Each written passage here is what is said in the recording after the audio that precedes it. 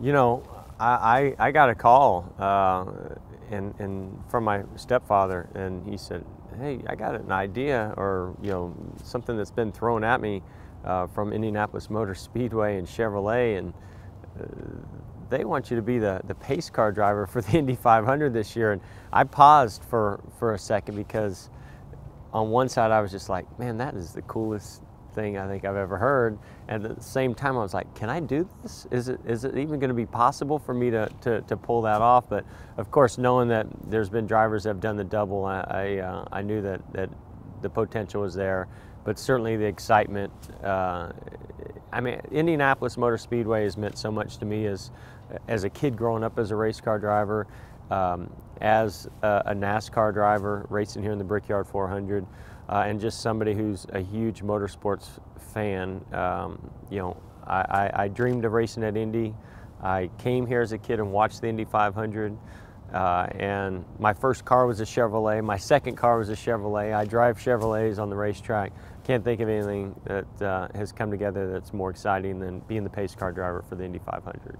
Well, yeah, it's gonna be a unique experience. I've never done anything like this before. It's a huge race, and I certainly don't want to do anything that's going to mess it up. I want to lead them to green and it be one of the greatest Indy 500s ever.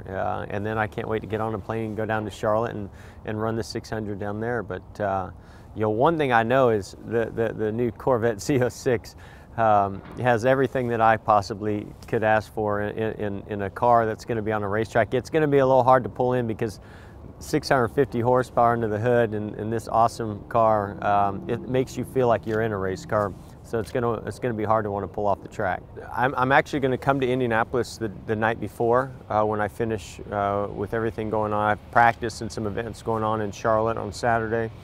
I'm going to fly here to Indianapolis, and that morning, from what I understand, I'll be here at the Speedway around 9:30, walking through sort of the logistics and prep for what my duties are that day, and really just to feel the energy of the Indy 500. That's something I have not done in a long time. I mean, I was a kid, I think, the last time I was at an Indy 500. So, I'm going to have my family and my son and daughter really excited to be here for that, and so to share that experience with them, and then of course once I pull off and watch a few laps of the Indy 500, then we'll head straight to the airport to get ready for the race, the 600. So pace to race. That's what you're going to be hearing a lot of.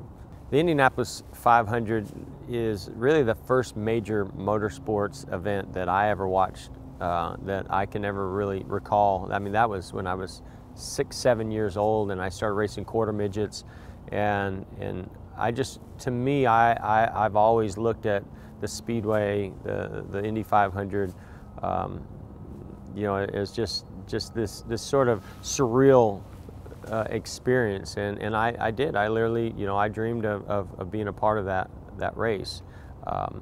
Now I'm a part of the Brickyard 400, which I'm very pleased and have been able to win it. But when I think of racing when I was a kid and what I wanted to be as a race car driver, the Indianapolis 500 experience was the ultimate. Just the spectacle of it.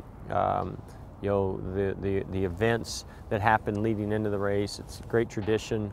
I can remember as a kid coming here and going to the museum, taking the bus tour around, seeing my favorites, Rick Mears and AJ Foyt and Al Unser and Johnny Rutherford, all the greats, to know that they were on that track, and that I got a chance to be there. One time it was the day after, another time it was actually during the race. And yeah, this speedway means so much to me, and I feel so privileged to be here, to be able to drive here as a race car driver. But I've always missed out on that Indy 500. So this is my way of experiencing the Indy 500 by pacing the field.